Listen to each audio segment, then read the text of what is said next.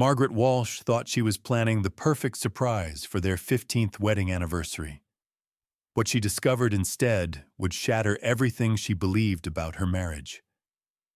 Sometimes the biggest surprise isn't the one you're planning to give. It's the one waiting for you in a stack of legal papers hidden in your own home. If you enjoy stories about real families facing impossible choices, feel free to subscribe. It really helps the channel. And by the way, let me know in the comments, where are you listening from? Now let me tell you about 3 days that changed everything for Margaret and David Walsh in the small town of Cedar Falls, Indiana. Tuesday morning sunlight filtered through the yellow gingham curtains of the Walsh family kitchen, casting warm patterns across the worn linoleum floor. Margaret stood at the mahogany desk in the corner, her blonde hair falling softly around her shoulders as she carefully searched through David's drawer. The sound of running water upstairs told her he was still shaving, giving her precious minutes to find what she needed. Their 15th wedding anniversary was only 4 days away, and she wanted to surprise him with a memory book filled with photos from their honeymoon in Chicago. She pushed aside unpaid bills, grocery store receipts, and David's reading glasses, her turquoise blouse catching the morning light. Her fingers brushed against something unexpected, a thick manila folder wedged behind a stack of insurance papers. Curious, she pulled it free and opened it. The first page made her blood run cold. Petition for dissolution of marriage was typed in bold black letters across official letterhead. Her hands began to tremble as she saw David's signature at the bottom, witnessed and notarized. The filing date was set for next Monday, just 2 days after their anniversary celebration. Page after page detailed property division, custody arrangements for 16-year-old Emma, and financial settlements that David had clearly spent months calculating. He'd even listed her nursing salary and their joint savings account balance. This wasn't a sudden decision or a moment of anger. This was methodical, planned, deliberate. Margaret felt like she couldn't breathe. The papers slipped from her shaking fingers and scattered across the desk, just as she heard David's footsteps on the creaky stairs above. Panic flooded through her as she frantically gathered the documents, shoving them back into the folder and slamming the drawer shut. She spun around just as David entered the kitchen, his blue cotton shirt still damp from his shower, that familiar warm smile spreading across his face when he saw her. "Good morning, beautiful," David said, crossing the kitchen to wrap his arms around her from behind. His chin rested on her shoulder as he pressed a gentle touch to her neck, the same spot he'd been finding for 20 years. "You're up early. What were you looking for in my desk?" Margaret's heart hammered against her ribs so violently she was certain he could feel it. How could he stand there holding her like she was precious to him when he'd already signed papers to throw away their life together? I thought I might have left a pen in there yesterday," she managed, her voice sounding strange and hollow even to her own ears. "I needed to write a grocery list." David studied her reflection in the window above the sink, those kind brown eyes that had once made her feel so safe now seeming like strangers. "Honey, you look pale. Are you feeling all right? You're not getting sick, are you?" The concern in his voice made everything worse.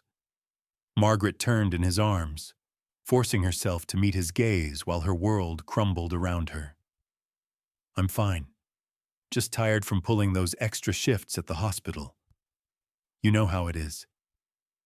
She managed what she hoped looked like a smile. "Dr. Patterson has been scheduling more surgeries lately, and the nursing staff is stretched thin." David's hands cupped her face gently, his thumbs brushing across her cheekbones. "You work too hard, Margaret. Maybe after our anniversary, you should ask for some time off. We could take a real vacation, just the 3 of us." The irony of his words was like a knife twisting in her chest. There would be no vacation, no future anniversaries, no three of us, once he filed those papers on Monday. "Ah, that sounds wonderful," she whispered, turning away to busy herself with the coffee maker before he could see the tears threatening to spill over. "Actually, I've been thinking we should do something really special for our anniversary this year. Maybe take Emma somewhere she's never been." David's face lit up with what appeared to be genuine excitement, though Margaret now questioned every expression she'd seen from him in recent months. "You know what? That's a perfect idea. I've actually been wanting to talk to you about some plans I've been making. Good news, actually. Something I've been working on for a while now." Margaret's hands froze on the coffee pot handle.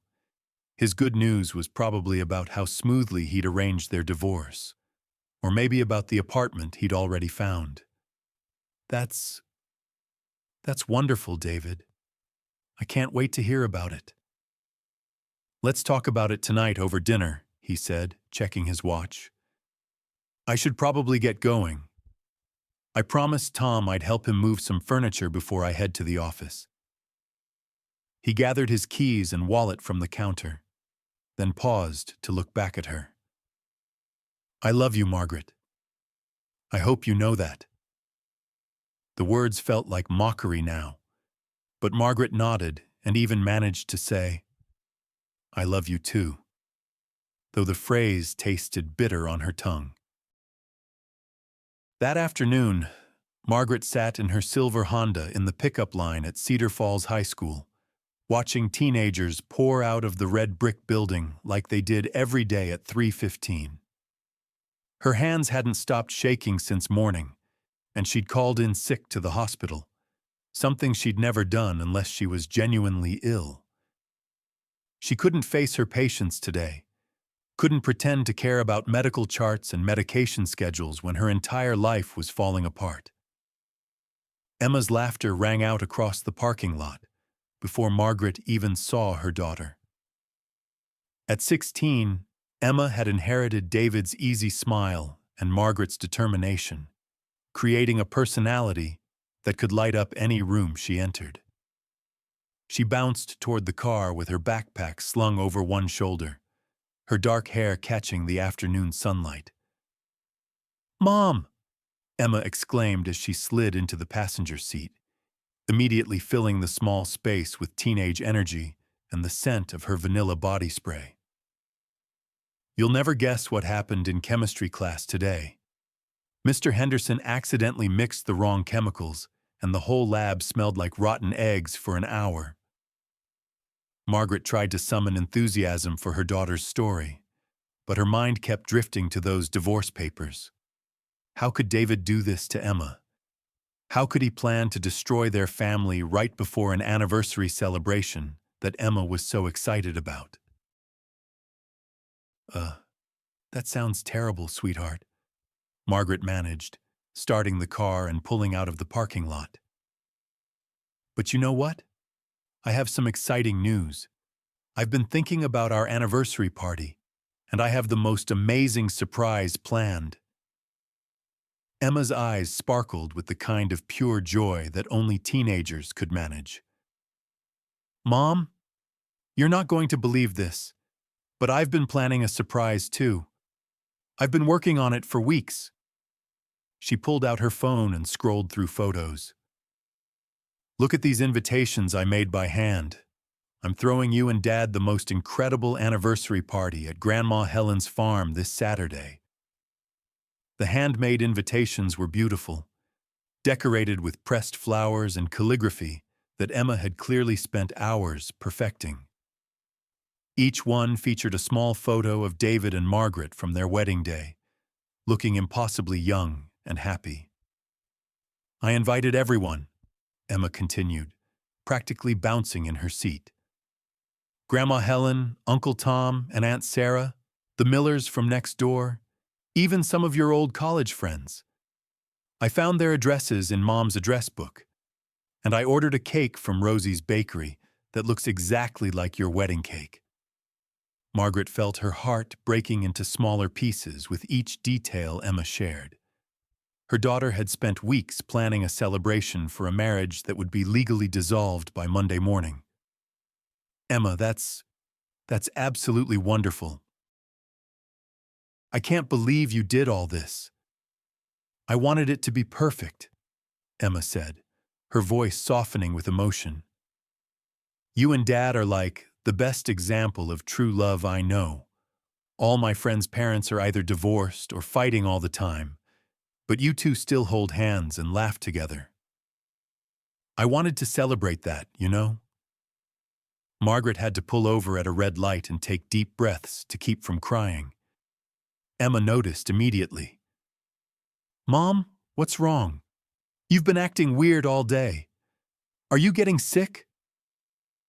The light turned green, but Margaret couldn't bring herself to drive. She stared at her daughter's concerned face, this beautiful girl who believed in love and happy endings because that's what Margaret and David had always shown her. How could she explain that sometimes the people you trust most are the ones planning to hurt you? I'm fine, honey. Just overwhelmed with work lately. Maybe you should talk to Dad about taking some vacation time, Emma suggested, with the wisdom of someone who'd grown up in a loving home. He's always saying you work too hard. If only Emma knew that by next week, what David thought about Margaret's work schedule would no longer matter.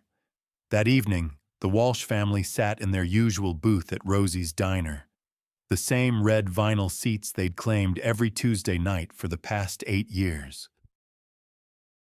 The restaurant buzzed with the comfortable noise of small-town life. Farmers discussing weather patterns, high school teachers grading papers over coffee, elderly couples sharing pieces of pie. Margaret had always loved this place, loved how it made their family feel connected to something larger than themselves. Tonight, though, everything felt surreal and strange, like she was watching someone else's life unfold. David seemed unusually animated, reaching across the checkered tablecloth to take her hand while he shared memories of their dating years. Do you remember the first time I brought you here? He asked, gesturing around the cozy restaurant with its vintage Coca-Cola signs and black and white photos of Cedar Falls from decades past. You were so nervous about meeting people from my hometown, but by the end of the night, you were helping Rosie serve coffee to other customers. Emma giggled from her spot across the booth.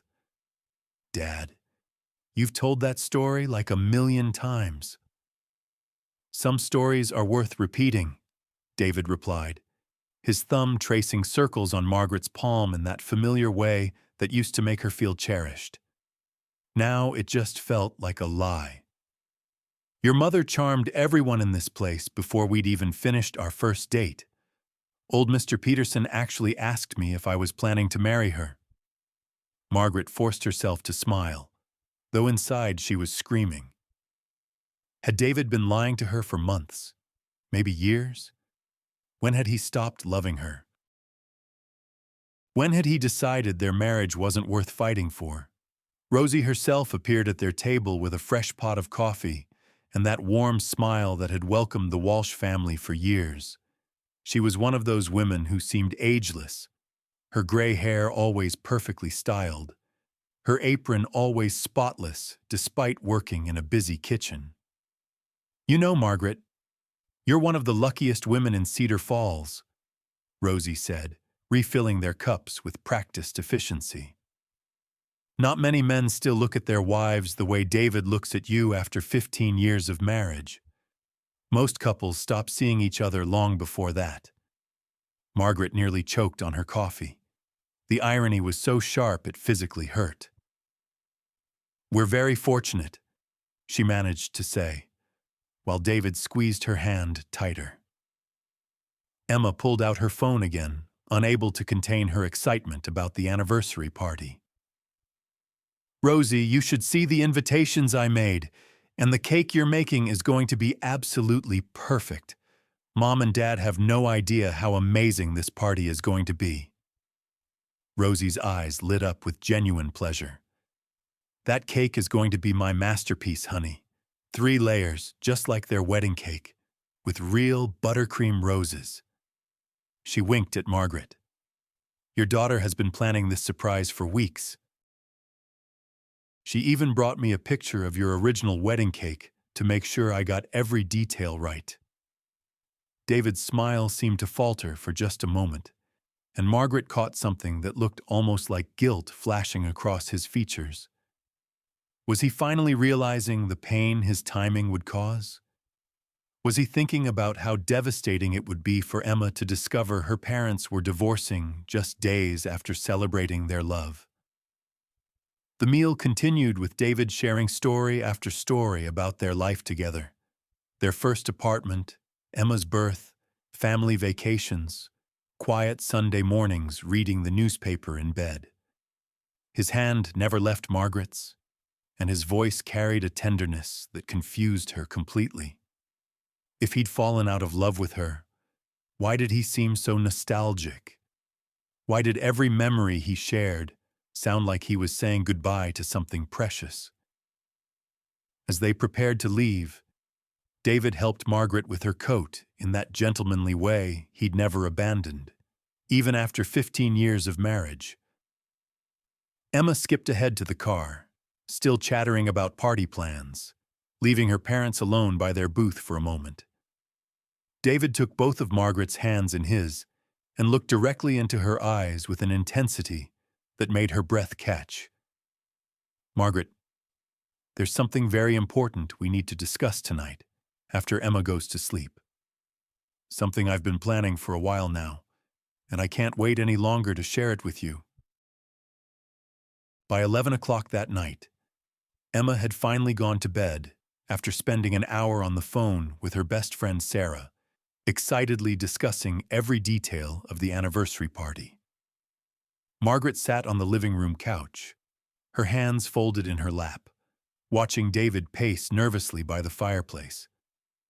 The family photos lining the mantel seemed to mock her, pictures of happier times when she'd believed their love was unshakable. David ran his fingers through his brown hair, a gesture she'd always found endearing but now recognized as a sign of his anxiety. "Margaret, I don't know how to begin this conversation," he said, his voice barely above a whisper. "I've been rehearsing what to say for weeks, but now that the moment is here." Margaret couldn't wait any longer. The secret was burning inside her like acid, eating away at her ability to pretend. "I found the divorce papers, David." The words came out flat and cold, surprising even her with their finality. David stopped pacing and went completely still, his face draining of color. For a moment, the only sound in the room was the ticking of the grandfather clock his mother had given them for their 5th anniversary. What?" he stammered, sinking into the armchair across from her. "How did you—" "This morning.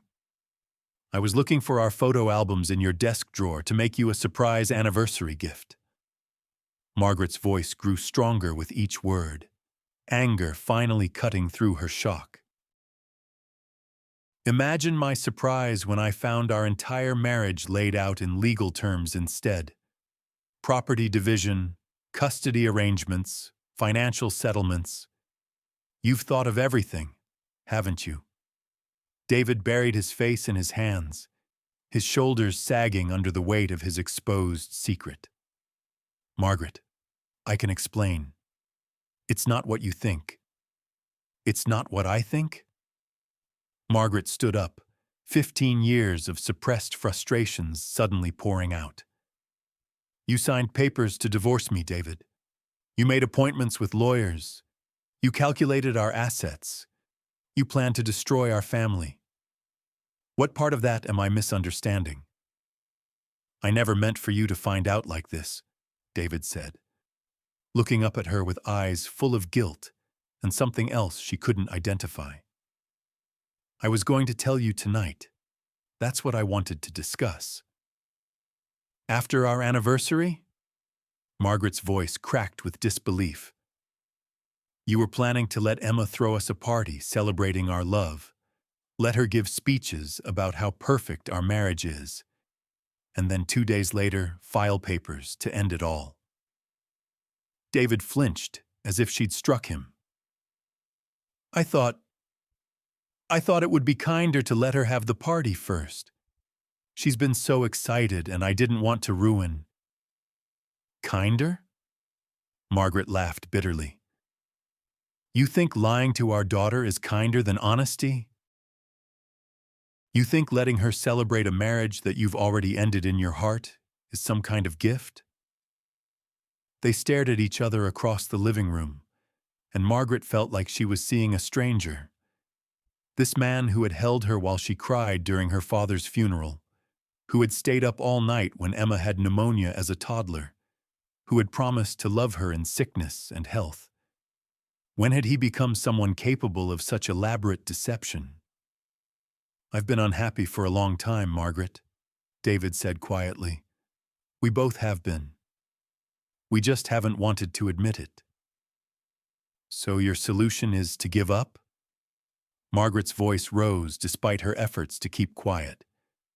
To throw away 15 years without even trying to fix what's broken. What's left to fix? David's question hung in the air between them like a challenge. When was the last time we really talked about anything besides schedules and bills? When did we last laugh together? Or dream together? Or even just sit together without feeling like we were performing some kind of domestic theater? His words stung because they contained enough truth to hurt. Margaret opened her mouth to argue, then closed it again. When had they stopped being a couple and become just two people managing a household together? I've already found an apartment, David continued, his voice growing steadier as he spoke the words he'd clearly rehearsed. It's across town, near the Miller Road shopping center. I can move in this Sunday night, after Emma's party. That way she'll have one last perfect memory before everything changes. Margaret felt something cold and final settle in her chest. This wasn't a cry for help or a moment of doubt. This was a man who had made his decision months ago and was simply following through on his plan. The rest of the night passed in a blur of stilted conversation and careful avoidance. They discussed logistics like business partners. Who would tell Emma and when? How they would handle custody arrangements. Whether Margaret could afford the mortgage on her nursing salary alone. By 3 a.m, they were sleeping in separate rooms for the first time in their marriage, David on the living room couch, and Margaret staring at the ceiling in their bed that suddenly felt enormous and cold. Wednesday morning brought no relief. Margaret called in sick to the hospital again, something that would normally worry her. She prided herself on her reliability, but nothing felt normal anymore. She wandered through their house like a ghost, seeing 15 years of shared life with new eyes. The kitchen table where they'd helped Emma with homework every night. The reading nook where David used to read her passages from books he loved. The garden they'd planted together their first spring in the house, now overgrown and neglected. When had they stopped tending to the things that mattered? She found herself in Emma's room, looking at the handmade anniversary decorations her daughter had been secretly creating for weeks. Paper flowers in Margaret's favorite colors, a banner that read, "Happy 15th Anniversary, Mom and Dad," in Emma's careful handwriting, photo collages showing the Walsh family through the years. Each item was a labor of love from a girl who believed in her parents' marriage more than her parents did. Margaret sat on Emma's bed and picked up one of the photo collages. There she was, at 28, glowing in her wedding dress, gazing at David like he hung the stars just for her. There was David holding newborn Emma, tears streaming down his face as he looked at his daughter with wonder. There were family vacations, birthday parties, Christmas mornings, a lifetime of moments that had seemed permanent when they were happening. Her phone buzzed with a text message, and she glanced at it expecting work or maybe her sister checking in. Instead, she saw a message on David's phone, which he'd left charging on Emma's desk while he showered. The preview showed just enough to make her blood run cold. Claire. Can't wait for you to finally be free this weekend. It's been so hard keeping this secret. Margaret's hands shook as she realized there was more to this story than just David's unhappiness with their marriage. There was someone else. Someone named Claire who knew about the divorce before Margaret did. Someone who was waiting for David to be free. The betrayal cut deeper than the divorce papers had. It was one thing to fall out of love. It was another thing entirely to fall in love with someone else, while pretending everything was normal at home. By Wednesday afternoon, Margaret knew she couldn't continue pretending without getting answers. She needed to understand who Claire was and how long this had been going on. David had mentioned during their terrible conversation the night before that he'd been working through some things and getting perspective, but he'd never mentioned getting perspective from another woman. Margaret drove through downtown Cedar Falls, past the bank where David worked, past the elementary school Emma had attended, past all the familiar landmarks of their shared life. She found herself parking in front of the public library, a beautiful brick building that had been the pride of the town since it was built in the 1920s. She didn't have a plan, exactly, but something drew her inside. The library was quiet except for the soft sound of pages turning and keyboards clicking. Margaret approached the main desk, where a woman about her age was checking in returned books. She was attractive in an understated way, with shoulder-length brown hair and kind eyes behind wire-rimmed glasses. Her name tag read, Claire Richardson, Head Librarian. "Can I help you find something?" Claire asked with a warm smile that made Margaret's stomach twist with unexpected emotion. This wasn't the homewrecker she'd imagined. This was someone who looked like she could be Margaret's friend, someone genuine and intelligent, and completely unaware that she was talking to the wife of the man she was apparently involved with. "I'm just browsing," Margaret managed, though her voice sounded strange. She wandered through the stacks, trying to process what she was seeing. Claire moved through the library with obvious care for her work, helping an elderly man find large print mysteries, reading to a group of preschoolers in the children's section, organizing displays of local history books. She seemed dedicated and thoughtful, not the kind of person who would deliberately destroy a marriage. Unless David had lied to her too.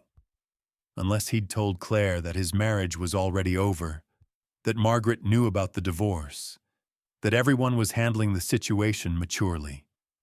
Margaret found herself eavesdropping as Claire talked with other patrons, trying to understand what kind of person she was.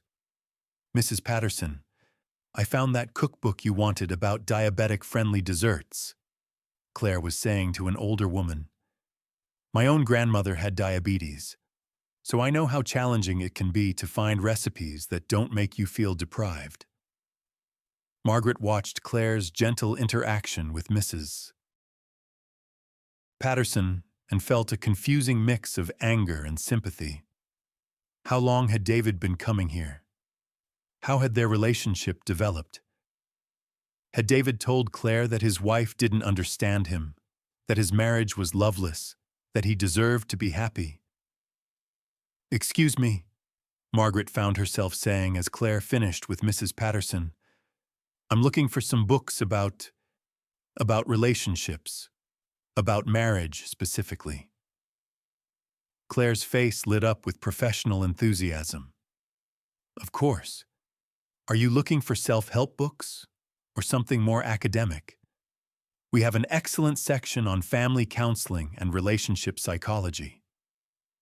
Maybe something about marriages ending, Margaret said, her voice barely audible. About how to know when it's time to let go. Claire's expression softened with what looked like genuine compassion. Oh, I'm so sorry you're going through a difficult time. That's never easy. She led Margaret to a quiet corner of the library, where shelves were lined with books about divorce, grief, and starting over.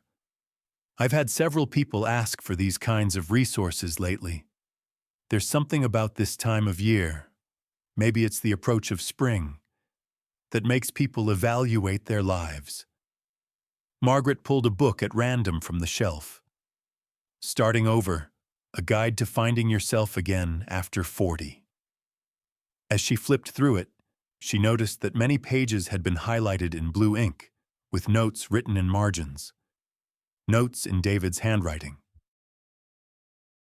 Someone returned this recently, Claire said, noticing Margaret's attention to the book.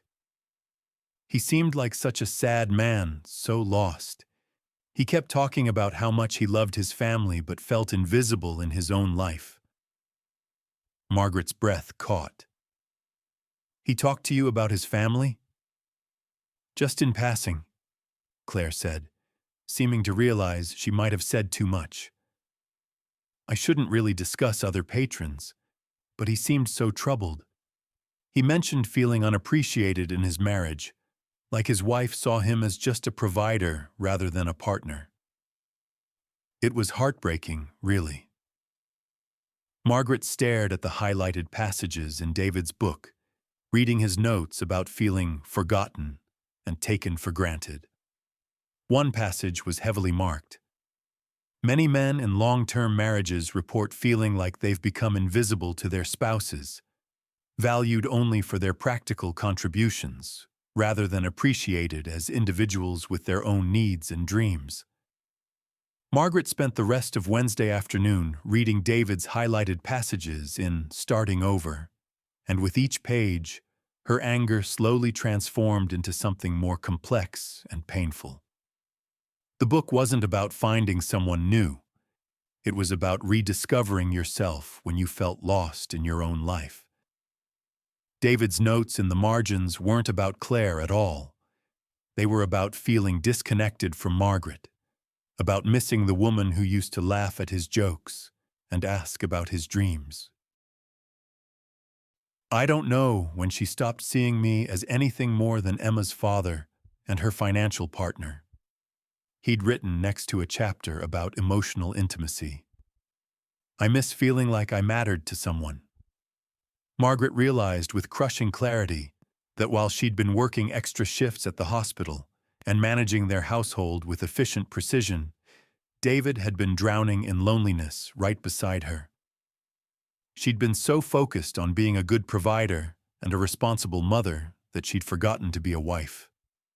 She'd stopped asking about his day because she assumed nothing interesting happened at the bank. She'd stopped sharing her own thoughts and feelings because they were always rushing between work and Emma's activities and household responsibilities. When had they stopped really talking to each other? When had they stopped being curious about each other's inner lives? That evening, Margaret sat on their back porch while David helped Emma with her calculus homework inside. She could hear their voices through the screen door. David's patient explanations, Emma's frustrated sighs, their shared laughter when Emma finally understood a difficult concept. David was a wonderful father, attentive and supportive and endlessly patient. But when had Margaret stopped noticing those qualities? When had she started taking his goodness for granted? David joined her on the porch after Emma went upstairs to finish her homework. They sat in the wooden rocking chairs they'd bought for their 5th anniversary, watching the sun set over the neighbors' maple trees. For the first time in months, they weren't discussing schedules or responsibilities. They were just sitting together in comfortable silence. I read your book, Margaret said quietly. The one you left at the library. David's rocking chair stopped moving. Margaret, I can explain. No, let me talk first, she interrupted gently. I read your notes, David. I saw what you wrote about feeling invisible, about missing the woman you married. She turned to look at him, really look at him, for the first time in months. I think I understand now why you want to leave. David's eyes filled with tears. I don't want to leave, Margaret. I never wanted to leave. I felt like I'd already lost you somehow. Like we were roommates pretending to be married, going through the motions because it was easier than admitting we'd drifted apart. So there's no one else? Margaret asked, though she already knew the answer from reading his book. No Claire? David looked genuinely confused. Claire? The librarian? Margaret? She's just someone who was kind to me when I was researching books about whether marriages like ours could be saved. She listened when I talked about feeling lost, but she's not. There's no one else. There's never been anyone else. They sat in silence as the sky darkened around them, both lost in their own thoughts. Margaret felt a tiny spark of something she'd thought was completely dead. Hope. If David had been trying to save their marriage instead of planning to escape it, maybe those divorce papers weren't the end of their story. Maybe they were just David's way of forcing a conversation they'd both been too scared to have. David, she said softly, what if we tried to find each other again? What if instead of giving up, we tried to remember why we fell in love?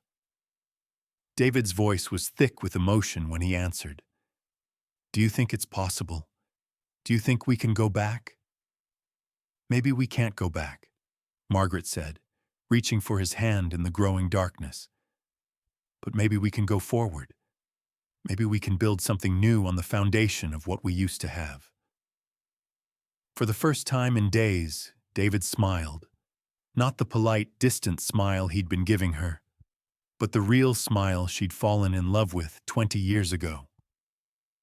I'd like to try, he whispered. I've missed you so much, Margaret. I've missed us. Just as Margaret felt her heart beginning to heal, Emma appeared in the doorway behind them, her face streaked with tears. I heard everything, she said, her voice breaking. I know you're getting divorced. I know the whole anniversary party is just a big lie. Emma stood in the doorway, her 16-year-old frame silhouetted against the warm light from the kitchen, tears streaming down her face in the gathering darkness.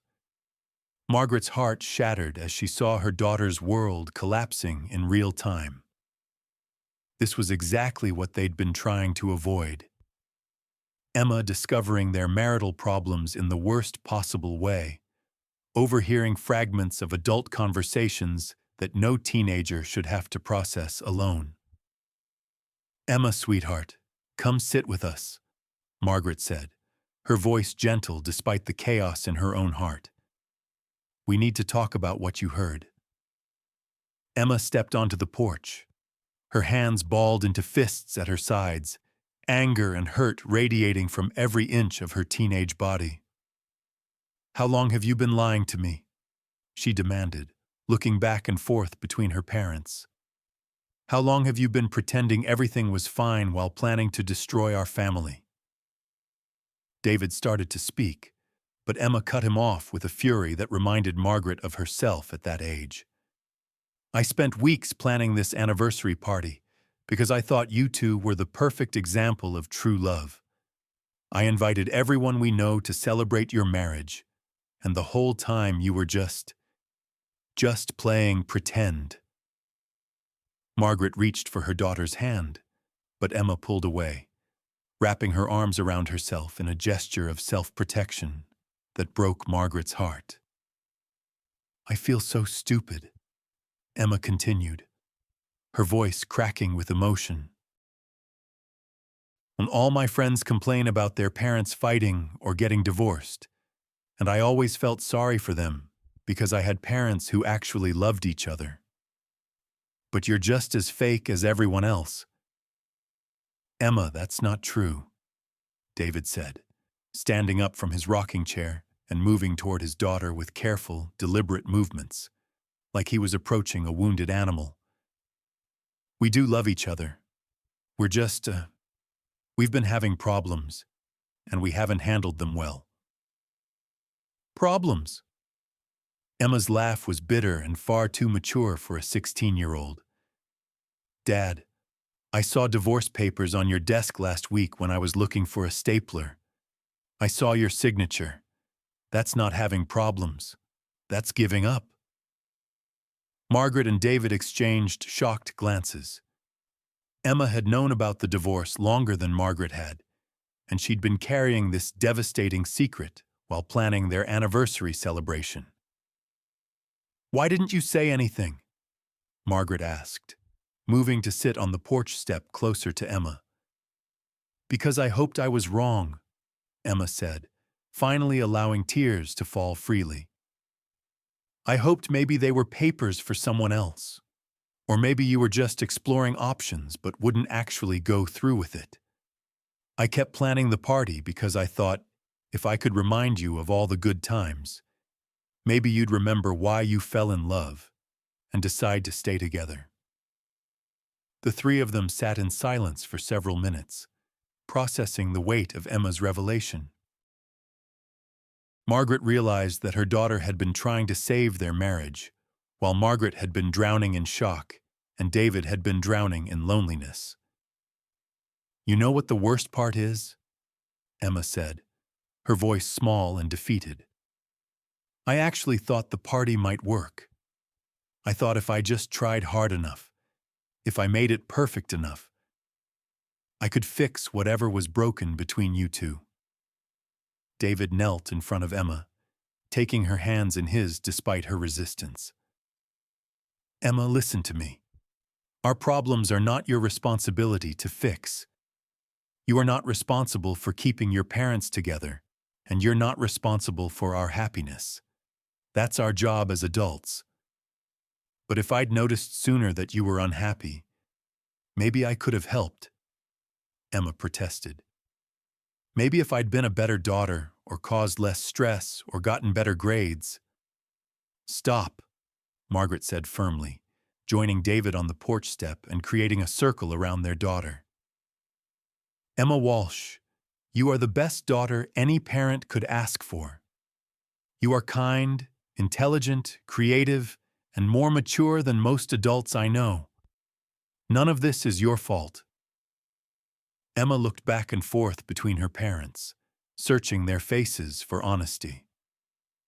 So what happens now? Do you get divorced, and I have to choose who to live with? Do we sell the house? Do I have to change schools? Margaret felt the weight of their daughter's practical concerns, mixing with her emotional devastation. Emma was already mentally preparing for the logistics of her parents' separation, trying to control what she could in a situation that felt completely out of control. I don't know, sweetheart, Margaret said honestly. Your father and I are trying to figure out if there's a way to save our marriage, but we can't make you any promises right now. Except this one, David added, his voice strong and certain. No matter what happens between your mother and me, we will both always be your parents. We will both always love you more than anything in this world. And we will both always be there for you, whether we're living in the same house or not. Emma was quiet for a long moment, processing her parents' words. Finally, she looked up at them with a determination that reminded Margaret of David's stubborn streak. I want to cancel the anniversary party, she said. I can't pretend to celebrate your marriage when I don't even know if you're going to stay married. Emma, you've worked so hard on that party, Margaret protested. All those invitations, the decorations, the cake. Mom, I planned a party to celebrate 15 years of love and commitment, Emma interrupted. If you two aren't even sure you want to be married anymore, then what exactly are we celebrating? Her words hung in the air like a challenge, forcing Margaret and David to confront the central question they'd been avoiding. Was their marriage worth fighting for? Or were they just prolonging the inevitable? Thursday morning dawned gray and drizzly, matching the somber mood that had settled over the Walsh household. Margaret called in sick to the hospital for the third day in a row, something that would normally fill her with guilt and anxiety. Dr. Patterson had left 2 voicemail messages asking if she was all right, and her nursing colleagues had sent concerned text messages. But Margaret couldn't bring herself to care about work when her entire life was in upheaval. Emma had left for school that morning without her usual cheerful chatter, kissing both parents goodbye with a formality that felt like a funeral. David had taken a personal day from the bank, and now he and Margaret found themselves alone in their house for the first time in months, with nothing but honesty and the wreckage of their marriage between them. "We need to make a decision," David said as they sat at their kitchen table over untouched cups of coffee.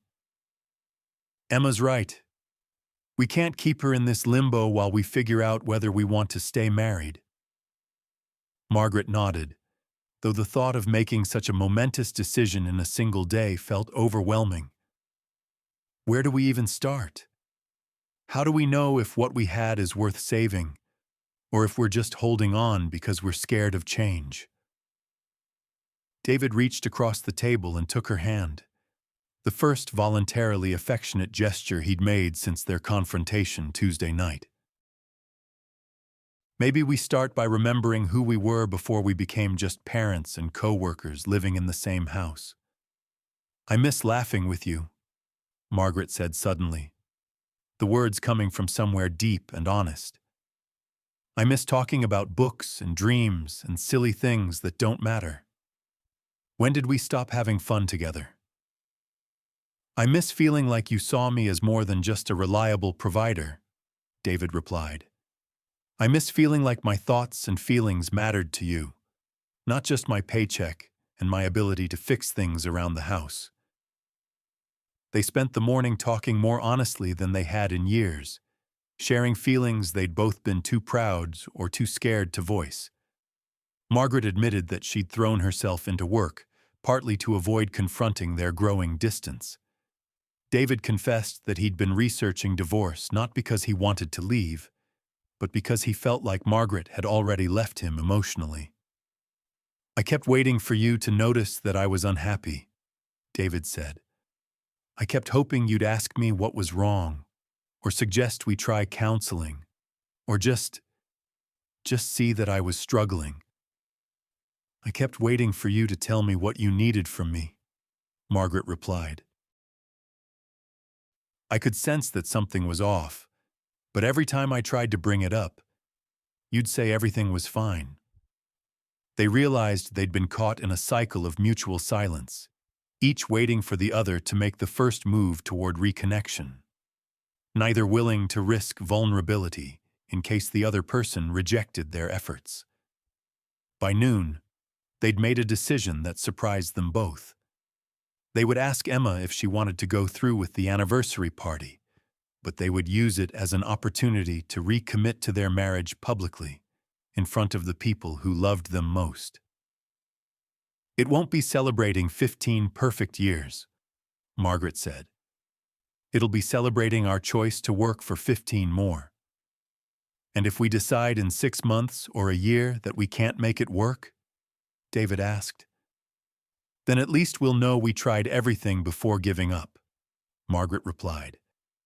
"And Emma will know that her parents don't quit on love without a fight." That afternoon, they drove to Cedar Falls High School together to pick up Emma, something they hadn't done in months. They found her sitting alone on the front steps of the school, looking smaller and sadder than usual. "How was your day, sweetheart?" Margaret asked as Emma climbed into the back seat. "Terrible," Emma said without elaboration. "Sarah kept asking me why I looked upset," and I didn't know what to say. I couldn't exactly tell her that my parents are getting divorced right before their anniversary party. Actually, David said, glancing at Margaret for support, we wanted to talk to you about that party. Emma's face fell. You're canceling it. No, Margaret said quickly. We want to know if you still want to have it. But if we do, it won't be the same party you originally planned. They explained their decision to Emma, watching her face cycle through confusion, hope, and cautious optimism. So, you're going to try to stay married? Emma asked, as if she didn't quite dare to believe it. We're going to try, David confirmed. But Emma, you need to understand that trying doesn't guarantee success. We might work really hard and still decide that we're better apart. Are you okay with that uncertainty? Emma was quiet for several minutes, staring out the car window at the familiar streets of Cedar Falls. Finally, she turned back to her parents with a maturity that took Margaret's breath away. I'd rather have you try and fail than not try at all, she said. And I want to have the party, not to celebrate your perfect marriage, but to celebrate your choice to fight for each other. Friday morning brought a flurry of activity as the Walsh family prepared for their unusual anniversary celebration. Emma had called all the invited guests to explain that the party was still happening, though she'd been deliberately vague about the reasons for the last-minute changes. Margaret and David spent the day at separate locations around Cedar Falls, each visiting places that had been meaningful to their relationship over the years. Margaret drove to the small apartment building on Elm Street where they'd lived as newlyweds, parking outside and remembering how happy they'd been in that tiny two-bedroom space. She recalled how they used to stay up late talking about their dreams, how David would surprise her with wildflowers he'd picked on his way home from work, how they'd dance to the radio while cooking dinner together. When had they stopped dancing? When had they stopped surprising each other with small gestures of love? Meanwhile, David found himself at Riverside Park, standing by the old oak tree where he'd proposed to Margaret on a sunny afternoon in May. He remembered how nervous he'd been, how his hands had shaken as he got down on one knee, how Margaret had started crying before he'd even finished his speech. He'd promised her that day that he would love her through everything life threw at them. Good times and bad, sickness and health, for richer and poorer. When had he forgotten that love was a choice he needed to make every single day? Not just a feeling that would sustain itself. That afternoon, they met at the law office where David had filed the divorce papers. Together, they asked the lawyer to withdraw the petition, though they kept copies as a reminder of how close they'd come to giving up on each other. Are you sure about this? The lawyer asked, clearly confused by the turn of events. Reconciliation attempts don't always work, and if you change your minds again, you'll have to start the process over. We're sure we want to try, Margaret said, taking David's hand. We're not sure we'll succeed, but we're sure we want to give our marriage every possible chance before we give up.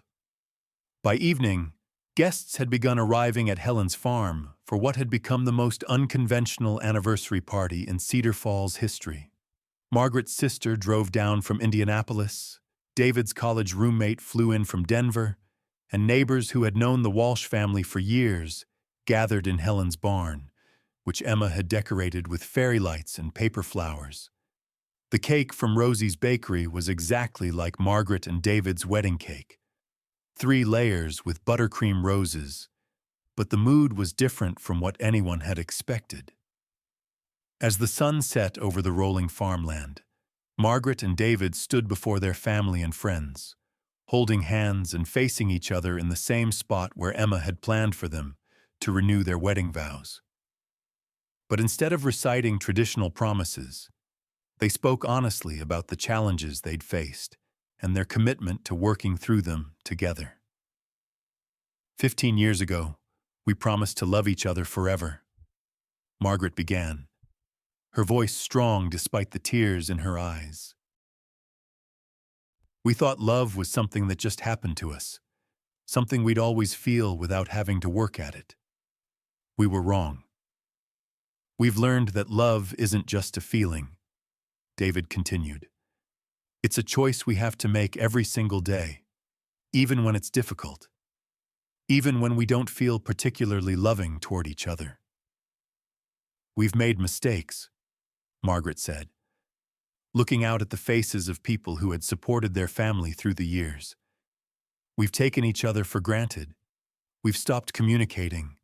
We've forgotten to nurture the friendship that brought us together in the first place. But we're here tonight not to pretend those mistakes didn't happen, David said, but to commit to doing better, to choosing each other again, with full knowledge of our flaws and limitations. Emma stepped forward with a camera, tears streaming down her face but smiling for the first time in days. Mom, Dad, I want to take a picture of this moment, not because it's perfect, but because it's real. As the camera clicked, capturing Margaret and David holding hands in the golden light of sunset, surrounded by the people who loved them most, Margaret felt something she hadn't experienced in months. Hope. Not the naive hope of newlyweds who think love conquers all, but the mature hope of two people who understand that love requires work and choosing each other again and again, especially when it's hard. David leaned close and whispered, "So, Mrs. Walsh, what do you say we try for another 15 years? Margaret smiled, feeling truly happy for the first time in months. How about we try for forever, Mr. Walsh? But this time, let's not forget to actually live it together."